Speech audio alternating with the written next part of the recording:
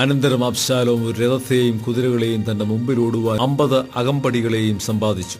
അബ്ശാലോം അധികാലത്ത് എഴുന്നേറ്റ് പടിവാതിൽക്കൽ വഴിയരികെ നിൽക്കും. ആരെങ്കിലും വ്യവഹാരമുണ്ടായിട്ട് രാജാവിന്റെ അടുക്കൽ വിസ്താരത്തിനായി വരുമ്പോൾ അബ്ശാലോം അവനെ വിളിച്ച്, നീ ഏത് പട്ടണക്കാരനെന്ന് ചോദിക്കും. അടിയൻ ഇസ്രയേലിൽ ഇന്ന ഗോത്രക്കാരനെന്ന് അവൻ പറയുമ്പോൾ അബ്ശാലോം അവനോട്, നിന്റെ കാര്യം ന്യായവും നേരുമുള്ളത്, എങ്കിലും നിന്റെ കാര്യം കേൾപ്പാൻ രാജാവ് ആരെയും കൽപ്പിച്ചിട്ടാക്കിയിട്ടില്ലല്ലോ എന്ന് പറയും.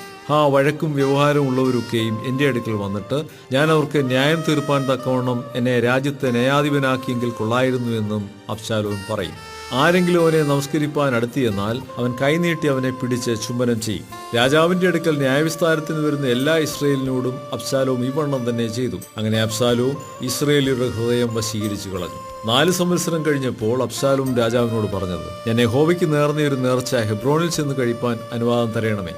യഹോവ എന്നെ യെരുശലേമിലേക്ക് മടക്കി വരുത്തിയാൽ യഹോവയ്ക്കൊരു ആരാധന കഴിക്കുമെന്ന് അടിയൻ അരാമിലെ ഗശൂരിൽ പാർത്തകാലം ഒരു നേർച്ച നേർന്നിരുന്നു. രാജാവ് അവനോട്, സമാധാനത്തോടെ പോക എന്ന് പറഞ്ഞു. അവൻ എഴുന്നേറ്റ് ഹെബ്രോനിലേക്ക് പോയി. എന്നാൽ അബ്ശാലോം ഇസ്രായേൽ ഗോത്രങ്ങളിൽ എല്ലായിടവും ചാരന്മാരെ അയച്ചു. നിങ്ങൾക്ക് ആഹ്ലാദം കേൾക്കുമ്പോൾ അബ്ശാലോം ഹെബ്രോനിൽ രാജാവായിരിക്കുന്നുവെന്ന് വിളിച്ചു പറവീൻ എന്ന് പറയിച്ചിരുന്നു. അബ്ശാലോമിനോടുകൂടെ യെരുശലേമിൽ നിന്ന് ക്ഷണിക്കപ്പെട്ടവരായി 200 പേരും പോയിരുന്നു. അവർ ഒന്നും അറിയാതെ തങ്ങളുടെ പരമാർത്ഥതയിലായിരുന്നു പോയത്. അബ്ശാലോം യാഗം കഴിക്കുമ്പോൾ ദാവീദിന്റെ മന്ത്രിയായ അഹീത്തോഫൽ എന്ന ഗീലോനിനെയും അവന്റെ പട്ടണമായ ഗീലോനിൽ നിന്ന് ആളയച്ചു വരുത്തി. ഇങ്ങനെ ജനം നിത്യം അബ്ശാലോമിന്റെ അടുക്കൽ വന്നുകൂടുകയാൽ കൂട്ടുകെട്ടിന് ബലമേറി വന്നു. അനന്തരം ഒരു ദൂതൻ ദാവീദിന്റെ അടുക്കൽ വന്നു, ഇസ്രയേലിന്റെ ഹൃദയം അബ്ശാലോമിനോട് യോജിച്ചുപോയി എന്നറിയിച്ചു. അപ്പോൾ ദാവീദ് യെരുശലേമിൽ തന്നോടുകൂടെയുള്ള സകല ഭൃത്യന്മാരോടും, നാം എഴുന്നേറ്റ് ഓടിപ്പോവുക, അല്ലെങ്കിൽ നമ്മിൽ ആരും അബ്ശാലോമിന്റെ കയ്യിൽ നിന്നും തെറ്റിപ്പോകുകയില്ല. അവൻ പെട്ടെന്ന് വന്ന് നമ്മെ പിടിച്ച് നമുക്ക് അനർത്ഥം വരുത്തുകയും പട്ടണത്തെ വാളിന്റെ വായ്ത്തലയാൽ നശിപ്പിക്കുകയും ചെയ്യാതിരിക്കേണ്ടതിന് ക്ഷണത്തിൽ പുറപ്പെടുവീനെന്ന് പറഞ്ഞു. രാജഭൃത്യന്മാർ രാജാവിനോട്, യജമാനായ രാജാവിന്റെ ഹിതമൊക്കെയും അടിയങ്ങൾക്ക് സമ്മതമെന്ന് പറഞ്ഞു. അങ്ങനെ രാജാവ് പുറപ്പെട്ടു. അവന്റെ ഗ്രഹമൊക്കെയും അവനെ പിൻചെന്നു. എന്നാൽ രാജധാനി സൂക്ഷിപ്പാൻ രാജാവ് 10 വെപ്പാട്ടികളെ താമസിപ്പിച്ചിരുന്നു. ഇങ്ങനെ രാജാവ് പുറപ്പെട്ട് ജനമൊക്കെയും പിന്നാലെ ചെന്നു. അവർ ബേത്ത് മെർഹാക്കിൽ നിന്നു. അവന്റെ സകല ഭൃത്യന്മാരും അവന്റെ അരികത്തുകൂടി കടന്നുപോയി. എല്ലാ ക്രേത്യരും എല്ലാ പ്ലേത്യരും അവനോടുകൂടെ ഗത്തിൽ നിന്നും പോന്നിരുന്ന 600 പേരായ എല്ലാ ഗിത്യരും രാജാവിന്റെ മുൻപാകെ കടന്നുപോയി. രാജാവ് ഗിത്യനായ ഇത്തായിയോട് പറഞ്ഞതെന്തെന്നാൽ, നീയും ഞങ്ങളോടുകൂടെ വരുന്നത് എന്തിന്? നീ മടങ്ങിച്ചെന്ന് രാജാവിനോടുകൂടെ പാർക്ക. നീ പരദേശിയും സ്വദേശഭ്രഷ്ടനുമല്ലോ. നിന്റെ സ്ഥലത്തേക്ക് തന്നെ പൊയ്ക്കൊള്ളുക. നീ ഇന്നലെ വന്നതേയുള്ളൂ. ഇന്ന് ഞാൻ നിന്നെ ഞങ്ങളോടുകൂടെ അലഞ്ഞു നടക്കുമാറാക്കുമോ? ഞാൻ തരം കാണുന്നിടത്തേക്ക് പോകുന്നു. നീ നിന്റെ സഹോദരന്മാരെയും കൂട്ടി മടങ്ങിപ്പോക. ദയയും വിശ്വസ്തയും നിന്നോടുകൂടി ഇരിക്കട്ടെ. അതിന് ഇത്തായി രാജാവിനോട്, യഹോവയാണ് യജമാനായ രാജാവാണ്. യജമാനായ രാജാവ് എവിടെയിരിക്കുന്നുവോ അവിടെ തന്നെ മരണമോ ജീവനോ എന്തു വന്നാലും അടിയനും ഇരിക്കുമെന്ന് പറഞ്ഞു. ദാവീദ് ഇത്തായിയോട്, നീ കൂടെ പോരുക എന്ന് പറഞ്ഞു. അങ്ങനെ ഗിത്യനായ ഇത്തായിയും അവന്റെ ആളുകളും അവനോടുകൂടെയുള്ള കുഞ്ഞുകുട്ടികളുമെല്ലാം കടന്നുപോയി. ദേശത്തൊക്കെയും വലിയ കരച്ചിലായി. ജനമെല്ലാം കടന്നുപോയി. രാജാവും കിദ്രോൻ തോട് കടന്നു.